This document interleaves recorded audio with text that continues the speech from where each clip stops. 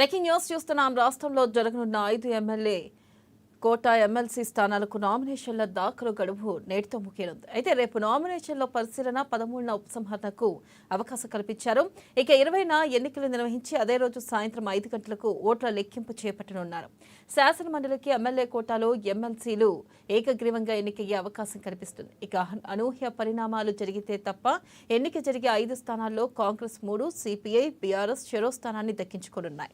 ఇక అసెంబ్లీలో ఎమ్మెల్యేల సంఖ్యాబలం ఆధారంగా అధికార కాంగ్రెస్ పార్టీ 3 స్థానాల్లో అద్దంకి దయాకర్, విజయశాంతి, శంకర్ నాయకులను అభ్యర్థులుగా ప్రకటించడంతో పాటు మరో స్థానాన్ని మిత్రపక్షం సిపిఐకి కేటాయించింది.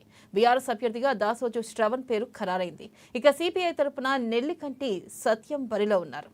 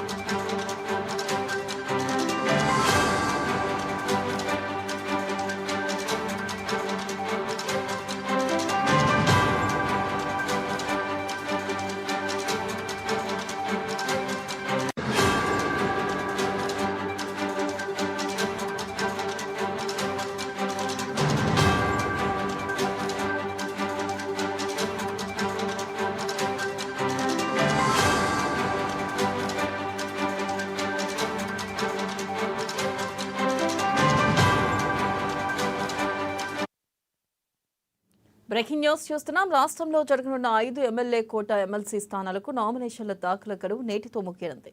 ఇక రేపు నామినేషన్ల పరిశీలన, 13న ఉపసంహరణకు అవకాశం కల్పించారు.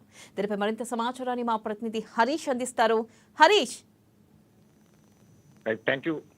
ఎమ్మెల్సీ సంబంధించి కూడా నామినేషన్లకు సంబంధించి ఈరోజు చివరి తేదీ గడువుకు సంబంధించి కూడా మధ్యాహ్నం 3 గంటలకు ముగియనున్న నేపథ్యం అయితే కనిపిస్తా ఉంది. ఇక తెలంగాణకు సంబంధించి కూడా 5 స్థానాలకు సంబంధించి కూడా ఏకగ్రీవంగా ఎన్నికయ్యే ఛాన్సెస్ అయితే కనిపిస్తా ఉన్నాయి. ప్రధానంగా దీనికి సంబంధించి కూడా నిన్న కాంగ్రెస్ పార్టీ సంబంధించిన అభ్యర్థులను ప్రకటించింది. కాంగ్రెస్ పార్టీ నుంచి 3 అభ్యర్థులకు సంబంధించి, అలాగే సిపిఐ పొత్తులో భాగంగా సిపిఐకి ఒక సంబంధించిన స్థానాన్ని ఏఐసిసి ప్రకటిస్తూ నిన్న అధికారికంగా ఉత్తర్వులు జారీ చేసిన నేపథ్యం అయితే కనిపిస్తా ఉంది. కాంగ్రెస్ పార్టీకి సంబంధించి కూడా party secretary, general secretary Addanki Dayakar, అలాగే మాజీ ఎంపీ విజయశాంతి, నల్గొండ డిసిసి అధ్యక్షుడు శంకర్ నాయక్, 3 పేర్లు ప్రధానంగా పార్టీ నుంచి ప్రకటించింది. ఒక స్థానానికి సంబంధించి కూడా సిపిఐ నుంచి నెల్లికంటి సత్యం యాదవ్ ని సిపిఐ బరిలో దింపింది. ఇక ఈ రోజుకు సంబంధించి కూడా వీళ్ళంతా కూడా నామినేషన్లు వేయబోతున్న నేపథ్యం అయితే కనిపిస్తా ఉన్నది. ఇక ప్రధానంగా ఈరోజు ఉదయం 11 గంటలకు సంబంధించి కూడా ఈ 4 నామినేషన్ దాఖలు చేయనున్నారు. మరోవైపు బీఆర్ఎస్ కు సంబంధించి కూడా ఒక స్థానం, బీఆర్ఎస్ కు సంబంధించి కూడా ఎమ్మెల్యే సంఖ్యాబలంలో భాగంగా ఒక స్థానాన్ని వచ్చి దానికి దాసోజు శ్రవణ్ కి సంబంధించి కూడా ఆయనను పేర్కొంటూ బీఆర్ఎస్ సంబంధించి కూడా నిన్న డిసైడ్ చేసింది. ఆయనకు సంబంధించి కూడా ఈ రోజు నామినేషన్ వేయబోతున్న నేపథ్యం అయితే కనిపిస్తుంది. ఇక ప్రధానంగా ఈ సంబంధించి కూడా నామినేషన్ గడువు ఈ రోజుతో ముగియనున్న నేపథ్యం ఉన్నది. ఇక దీనికి సంబంధించి రేపు సంబంధించి కూడా రేపు స్క్రూటినీ జరగబోతా ఉన్నది. ఇక నామినేషన్ల విత్డ్రా సంబంధించి కూడా 13వ తేదీకి సంబంధించి కూడా నామినేషన్ల విత్డ్రా ఉంటుంది. ఒకవైపు పోలింగ్ జరగాలి, అంటే అనివార్య కారణాల వల్ల ఒకవేళ పోలింగ్ జరగాల్సి వస్తే ఈ నెల 20కి సంబంధించి కూడా పోలింగ్ ఉంటుంది. అదే రోజుకు సంబంధించి కూడా 5 గంటలకు ఓట్ల లెక్కింపు ఉంటున్న నేపథ్యం అయితే కనిపిస్తా ఉంది. ఇక ప్రధానంగా ఇప్పుడు ఏదైతే ఈ సంబంధించి కూడా కాంగ్రెస్ పార్టీకి సంబంధించిన ఎమ్మెల్యేల సంఖ్యాబలం చూస్తే దాదాపుగా 64 స్థానాలకు సంబంధించి కూడా కాంగ్రెస్ పార్టీ గెలుచుకుంది. దాంట్లో బీఆర్ఎస్ నుంచి కూడా 10 మంది ఎమ్మెల్యేలకు సంబంధించి కూడా కాంగ్రెస్ పార్టీలో వచ్చారు. కాబట్టి ప్రధానంగా కాంగ్రెస్ పార్టీ సంఖ్యాబలం ఎక్కువగా ఉన్న నేపథ్యంలో ఇక ఏకగ్రీవంగా ఎన్నికయ్యే ఛాన్సెస్ అయితే కనిపిస్తా ఉన్నాయి. ఇక బీఆర్ఎస్ పార్టీకి సంబంధించి కూడా ఒక స్థానానికి సంబంధించి కూడా ఏకగ్రీవమయ్యే ఛాన్సెస్ అయితే కనిపిస్తా ఉన్నాయి.